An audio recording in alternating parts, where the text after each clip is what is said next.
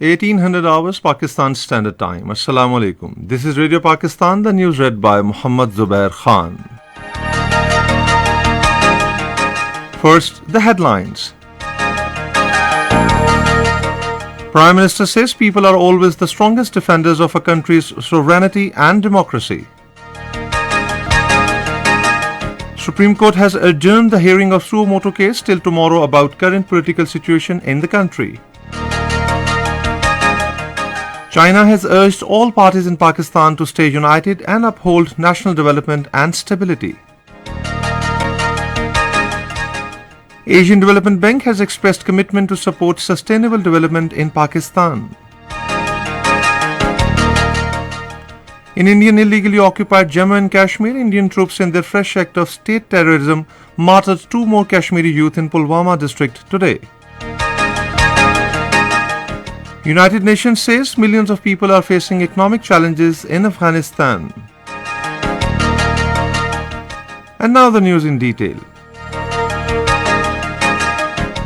Prime Minister Imran Khan says people are always the strongest defenders of a country's sovereignty and democracy.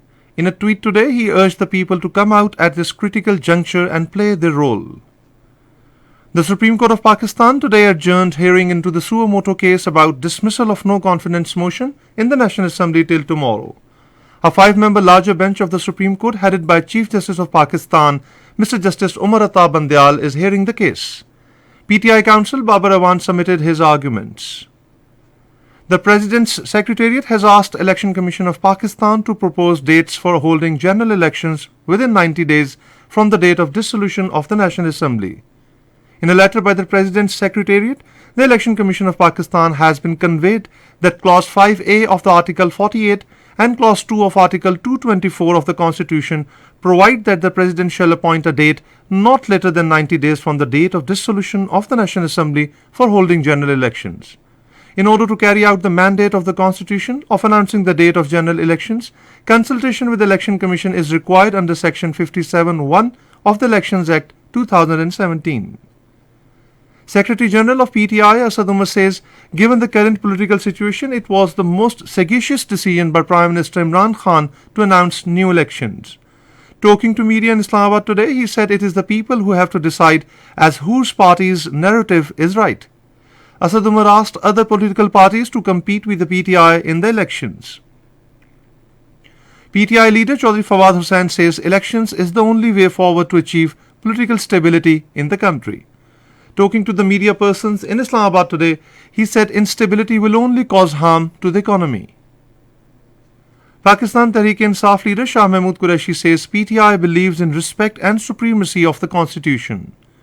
Addressing a presser in Islamabad today, he said PTI has been striving hard to depoliticize institutions. He urged the opposition parties to wait for the decision of the Apex Court pertaining to the ruling of Deputy Speaker of National Assembly.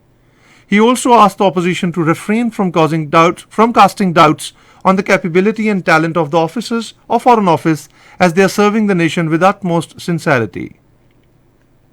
China says all parties in Pakistan could stay united and uphold national development and stability. This was stated by Chinese Foreign Ministry spokesperson Zhao Lijian while responding to a question during briefing in Beijing about current political situation in Pakistan. Zhao Lijian said China always followed the principle of non-interference in other countries' domestic affairs. Terming China and Pakistan as all-weather strategic cooperative partners, Lijian said China and Pakistan relations will always stand unbreakable and rock firm. He expressed hope that China-Pakistan overall cooperation and China-Pakistan economic corridor construction will not be affected by political situation in Pakistan. Chief of Pakistan Democratic Movement Maulana Fazlur Rahman says PTI leadership is trying to create tension in the country. Talking to media in Islamabad today, he said if PTI believes in the supremacy of the Constitution, then they should face the no confidence motion in National Assembly. He said elected representatives of people were not given chance to exercise their right to vote in the National Assembly, which is violation of the Constitution. This is Radio Pakistan.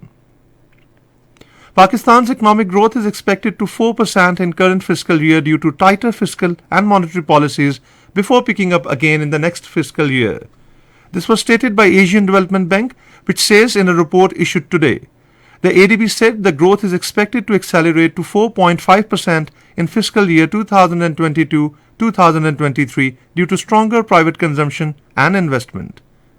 Meanwhile, ADB country director for Pakistan, Yongji, said economy in Pakistan is recovering steadily after well-coordinated fiscal and monetary responses to the pandemic.